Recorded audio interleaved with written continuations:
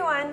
Today I'm happy to introduce this work titled Across the Valley by Scottish artist Ronnie Ford. In this bright and beautiful work, Ronnie Ford features a bright red sky, deep purple mountains and multicolored fields.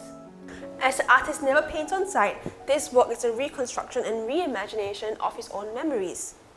Through the striking colors, Ronnie Ford tries to express the emotions that we feel when we look at beautiful scenery in a highly expressive manner.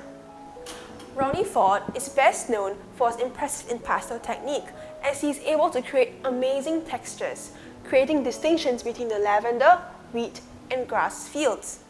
Coupled with his use of perspectives and his incredible eye for detail, this vast and expansive work is simply breathtaking. If you'd like to see this work in person or any of Ronnie Ford's bright and beautiful works, please feel free to come down to the gallery. Thank you for watching and stay tuned for more exciting artworks.